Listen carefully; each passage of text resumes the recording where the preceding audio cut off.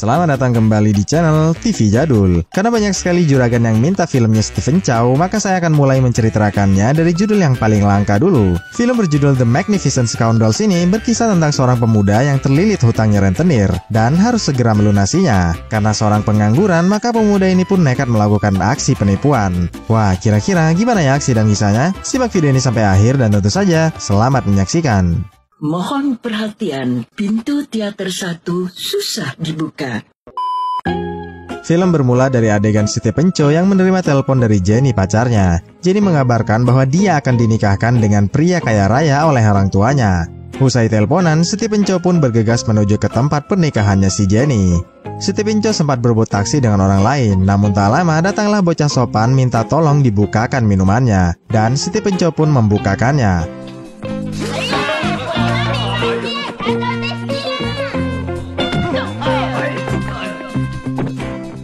Meski tak dapat taksi, Stephen Chow memutuskan untuk berlari saja menuju Jenny dan kebetulan sekali dia berlari di tengah peserta lomba maraton.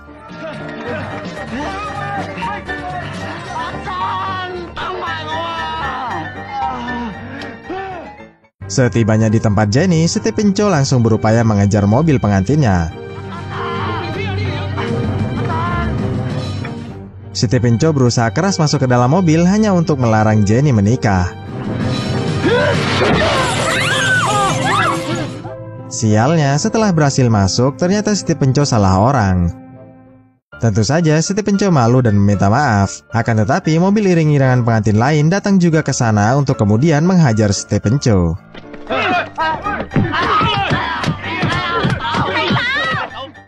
Selepas dihajar, Stephen Chow yang galau langsung mendatangi rumah gurunya. Karena lama tak jumpa, maka Stephen Chow memberikan uang kepada gurunya. Lepas itu, Stephen Chow yang ditinggal nikah memohon agar diajari cara menaklukkan cewek, mengingat sang guru mempunyai 4 istri yang hidup rukun. Anehnya, sang guru malah melarang Stephen Chow belajar soal cinta, sebab sang guru mengaku tak tahan dijadikan budak oleh istri-istrinya. Lantas, sang guru menyuruh Stephen Chow untuk belajar mencari uang saja. Sang guru mengajarkan demi mendapatkan uang, buanglah rasa kasihanmu jauh-jauh. Dan Stephen Chow pun langsung mengambil kembali uang pemberiannya tadi. Kemudian kabur meninggalkan sang guru. Bukannya marah, sang guru malah bangga karena ilmunya langsung dipraktekkan oleh Stephen Chow. Saat hendak pulang, melihat ada orang berebut taksi lagi, Stephen Chow pun berusaha mengakali mereka. Dan bersandiwaralah Stephen Chow menjadi orang buta. Sialnya, saat hendak naik, Stephen Chow ketahuan dan langsung saja dihajar oleh mereka.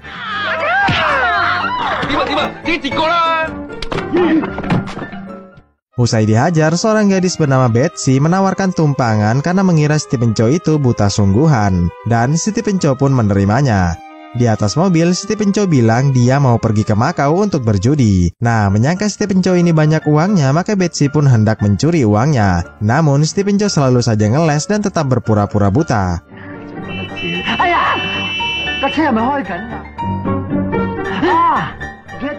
Karena cara itu gagal, maka Betsy pun mendadak ngerem. Betsy bersandiwara telah menabrak nenek-nenek. Tujuannya agar Stephen Chow memberikan uang ganti rugi pada si nenek. Sebagai seorang penipu ulung, Stephen Chow bilang mau menghampiri si nenek. Tentu saja Betsy harus bersandiwara menjadi nenek di saat yang sama. Uniknya, karena Stephen Chow tetap tak mau bayar ganti ruginya, Betsy kemudian bersandiwara lagi menjadi polisi. Bahkan jadi anjing kepolisian. Nah, saat sedang jadi anjing inilah Stephen Chow mengejeknya dan kemudian berhenti sandiwara.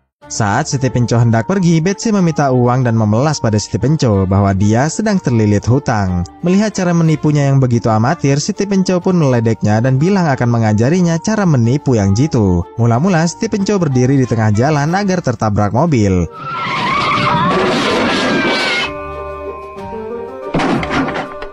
Kemudian Stephen Chow menuntut uang ganti rugi pada si penabrak. Langsung saja si penabrak keluar mobil dan malah meminta balik uang ganti ruginya. Melihat badan si penabrak ini lebih besar, Stephen Chow yang jiper pun memberinya uang ganti rugi.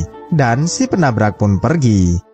Kemudian Betsy mempertanyakan penipuan macam apa itu. Stephen Chow mengaku tadi dia sedang mengajarkan Betsy cara menuntut ganti rugi pada orang yang sembarangan menyeberang. Jadi ugal-ugalanlah dalam berkendara. Mendengar itu, Betsy yang polos pun mempercayainya. Kemudian Stephen Chow menagih uang kursusnya pada Betsy. Tentu saja Betsy tak punya karena memang belum dapat mangsa hari ini. Akan tetapi Betsy rela membayarnya dengan jam tangannya saja. Merasa tak tega, Stephen Chow pun meninggalkannya. Namun baru saja menjauh, Siti Penco melihat Betsy sedang dikejar-kejar oleh para penagih hutangnya. Saat Betsy sedang ditagih oleh Yuenwah, tiba-tiba saja Siti Penco datang mengaku jadi pacarnya Betsy dan kembali berpura-pura buta. Siti Penco mengancam akan lapor pada polisi. Mendengar itu, Yuenwah pun mulai menyerang Siti Penco.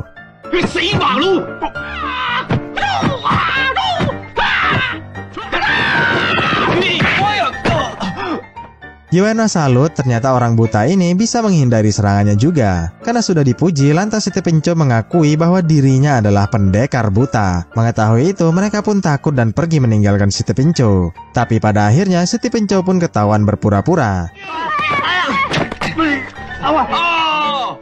Dan mereka pun dibawa ke tempatnya bos mereka. Di lain sisi, saat si bos hendak menyarungkan pedangnya di belakang pintu, tiba-tiba saja Yuenwah datang. Yuenwah sempat panik karenanya, tapi beruntung pedang itu hanya menusuk bajunya. Selepas insiden itu, Siti Penco dan Betsy difoto dulu agar si bos tak lupa dengan wajahnya. Si bos memberi mereka waktu 7 hari untuk membayar hutangnya. Kalau tidak, maka mereka akan dibunuh. Dan mereka pun disuruh pergi. Setelah Siti Penco, kini si bos mengurus penunggak utang lainnya bernama Wuma. Wuma sengaja mengoperasi wajahnya agar tak bisa dikenali. Padahal dulunya dia tampan seperti dewa judi. Wuma memohon agar si bos memberinya keringanan. Walhasil si bos pun menyuruh Wuma untuk merampok sebuah rumah mewah yang sedang ditinggal berlibur oleh pemiliknya. Si bos menyuruh Wuma menjual barang-barang antiknya untuk menembus hutangnya. Kembali ke Siti Penco. Siti Penco marah karena gara-gara Betsy, Siti Penco juga jadi incarannya bos rentenir. Lantas Betsy berjanji akan membayarnya dengan cara yang pernah diajari oleh Siti Penco ini.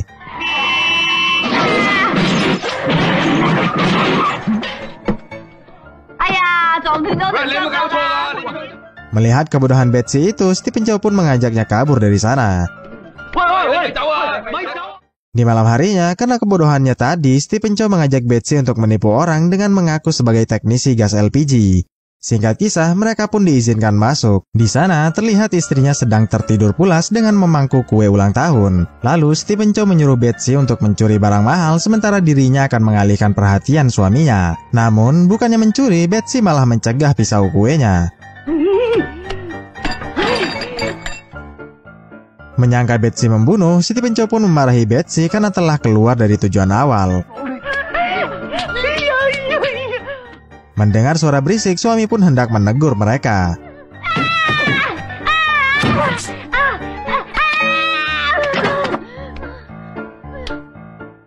Menyangka Betsy membunuh lagi, Siti Penco pun memarahinya lagi.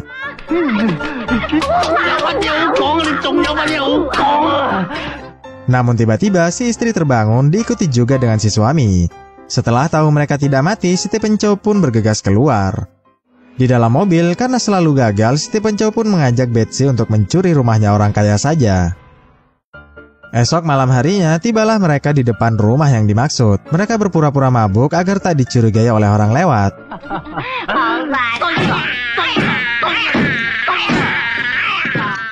Setelah merasa aman, Siti Penco pun hendak membuka pintunya menggunakan kartu kreditnya Betsy. Setibanya di dalam, mereka langsung bergegas mengantongi barang-barang antiknya. Tapi karena tasnya Betsy kekecilan, Siti Penco pun kembali memarahinya.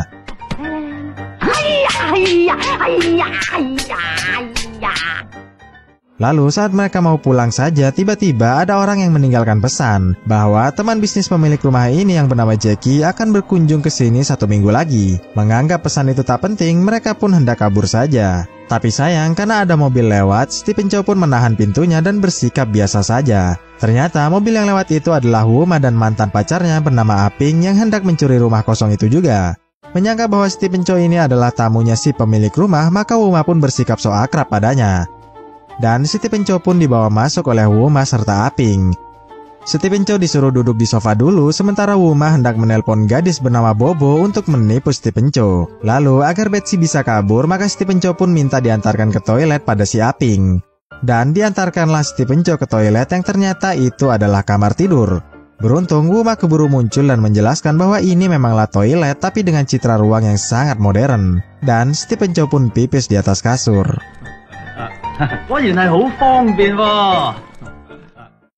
Selepas semua kecanggungan itu, Betsy mengajak Stephen Chow untuk kabur saja. Tapi Stephen Chow tetap ingin tinggal dan bersandiwara di sini karena dia masih ingin menipu Wuma yang disangkanya pemilik asli rumah ini. Sedangkan Betsy memilih tidur di lain tempat. Sementara itu, Bobo yang baru datang diminta Wuma untuk bersandiwara jadi putrinya. Tujuannya untuk mengeruk semua uang Stephen Chow yang disangkanya tamu sungguhan. Keesokan paginya, melihat Bobo yang seksi sedang berenang, Stephen Chow pun bergegas turun.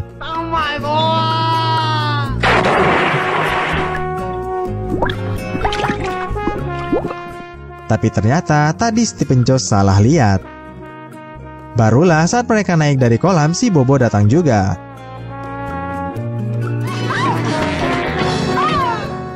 Lepas itu mereka pun makan bersama. Saat sedang makan, Stephen Chow tak sengaja menumpahkan makanan di dadanya Bobo. Demi menebus kesalahannya itu, Stephen Chow pun melakukan ini.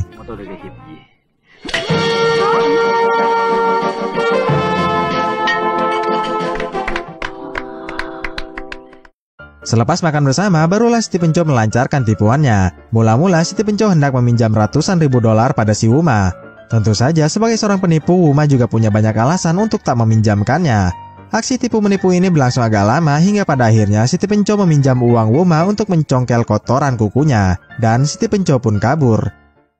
Stephen Chow sendiri menggunakan uang itu untuk mentraktir Bobo. Kemudian Stephen Chow pamit memesan es krimnya dulu. Nah, saat Stephen Chow pergi memesan inilah mantan pacarnya datang untuk membujuk Bobo menikah dengannya. Melihat gadisnya diajak nikah oleh orang lain, Stephen Chow pun menghampirinya dan melakukan ini.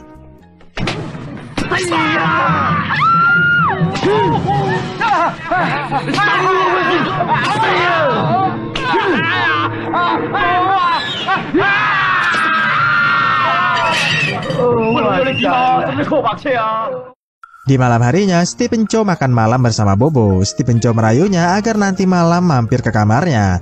Lepas itu, Stephen Chow menemui Betsy. Stephen Chow menyuruh Betsy agar nanti malam memotret adegan berduaan mereka. Tujuannya untuk memeras uangnya si Wuma. Keesokan paginya, Wuma membangunkan Bobo untuk bersenggama dengan Stephen Chow. Tujuannya adalah untuk memotret mereka dan memeras uangnya Stephen Chow.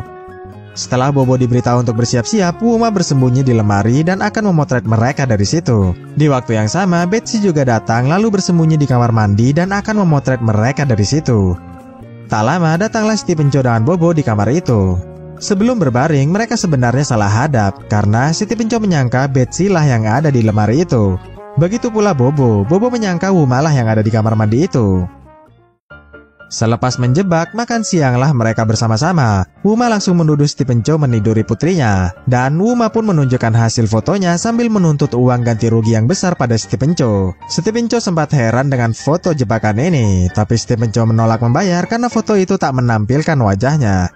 Lantas Stephen Chow pun menyerang balik dengan menuduh Bobo telah menodainya. Dan Stephen Chow pun menunjukkan hasil fotonya sambil menuntut uang ganti rugi yang besar pada si Wuma. Wuma sempat kaget juga dengan foto jebakan itu, tapi Wuma juga menolak membayar karena foto itu tak menampilkan wajahnya Bobo. Karena sudah sama-sama gagal, akhirnya Stephen Chow mengakui bahwa dirinya bukanlah tamu bisnis yang kaya, melainkan seorang penipu. Mendengar itu, Wuma dan yang lainnya pun mengaku bahwa mereka juga seorang penipu. Karena sama-sama tertipu, maka Stephen Chow pun lari dari kejaran Wuma.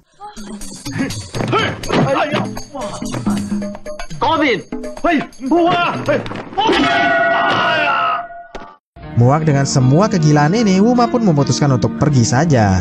Tapi Aping yang masih cinta melarangnya untuk pergi, dan Wuma pun kembali lagi. Setelah saling mengenal satu sama lain, Stephen Chow pun usul agar mereka terus berpura-pura jadi kaya saja. Tujuannya, Stephen Chow akan mengurus hutangnya Wuma, sedangkan Wuma akan mengurus hutangnya Stephen Chow. Tak sampai di situ, Stephen Chow juga akan minta bantuan gurunya. Beberapa jam kemudian, datanglah si bos bersama Yuan Wah untuk menagih hutangnya Wuma. Saat sedang melihat-lihat barang antik, Stephen Chow yang baru turun langsung panik bukan main karena ternyata Wuma berhutang pada orang yang sama, yaitu bos rentenir. Pada akhirnya, mereka pun tetap saling bertatap wajah. Meski sandiwara mereka ketahuan sedari awal, tapi si bos tetap ingin mendengar rencana penipuan apa yang akan mereka lakukan. Bobo bilang mereka hendak meminjam uang 1 juta pada si bos untuk menyogok ketua panti asuhan yang lahannya jadi incaran orang-orang kaya. Mendengar itu, tentu saja si bos tak mau meminjamkan uangnya, karena si bos punya cara yang lebih berani, yaitu menyuruh Stephen Chow menipu langsung si ketua panti asuhan dengan mengaku jadi orang kaya. Stephen Chow menolaknya karena takut ketahuan, akan tetapi si bos memaksanya untuk pergi bersamanya. Usai Stephen Chow diculik, sang guru datang dan menenangkan mereka, karena sang guru punya rencana jitu dan akan melibatkan istri-istrinya. Keesokan harinya, tibalah sang guru dan yang lainnya di panti asuhan dengan peran yang sudah ditentukan sang guru. Mula-mula sang guru dan Betsy masuk ke ruang ketua panti sebagai pengusir hama tikus. Tentu saja ketua bingung karena merasa tak pernah menelponnya. Nah, saat inilah sang guru melancarkan rencananya.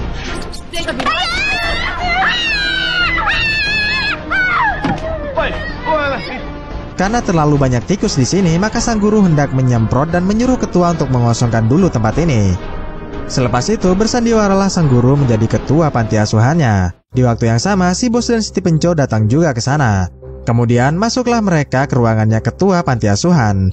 Si bos yang menyangka bahwa sang guru adalah ketua panti asuhan langsung menyuruh ketua membiarkan Stephen Chow menandatangani kontraknya. Tapi ketua langsung menolak karena sebelum mereka sudah ada 4 kontrak yang datang pada si ketua. Walhasil si bos pun menyogoknya dengan sekoper uang. Karena takut ketahuan, ketua pun mengajak mereka membicarakan ini di luar saja. Usai mereka keluar, istri-istri sang guru kembali merapikan kantornya. Sedangkan Betsy menyuruh Pak Ketua kembali lagi ke kantornya. Nah, di saat inilah Betsy tak sengaja bertatap wajah dengan Yuanwah, anak buahnya si bos.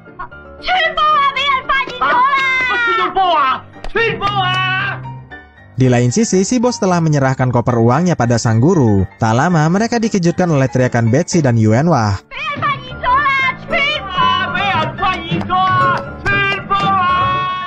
Melihat kekacauan itu, Stephen Chow pun mengorbankan dirinya tetap di sini dan menyuruh si bos untuk kabur.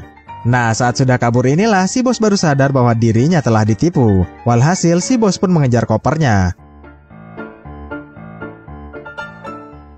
Singkat kisah, bersembunyilah sang guru dengan Stephen Chow di sebuah kelas. Tapi sial, si bos mengetahuinya.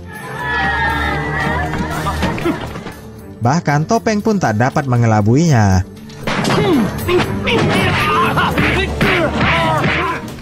Di lain sisi, melihat bosnya dipukuli oleh pria bertopeng, Yuanwah pun bergegas ke sana.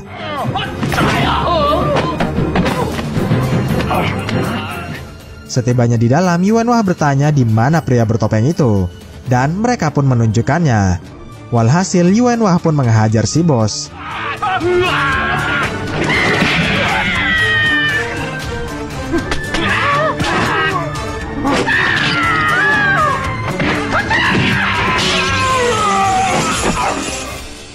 Setelah Yuanwah menghajar pria bertopeng, Yuanwah bertanya siapa yang telah menghajarnya. Si bos tak bersuara karena memang pita suaranya telah hancur. Kemudian Stephen Chow menyuruhnya untuk diantar ke rumah sakit saja.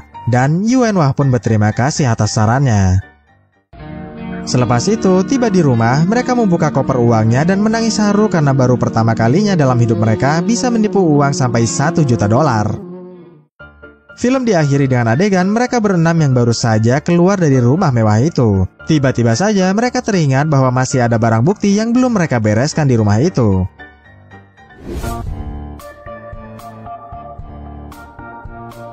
Ya, itulah tadi akhir dari rangkuman film The Magnificent Scoundrels. Bagaimana menurut juragan filmnya? Seru nggak? Tolong beritahu saya di kolom komentar ya. Terima kasih telah menonton video ini sampai akhir dan jumpa lagi di video berikutnya. Dah.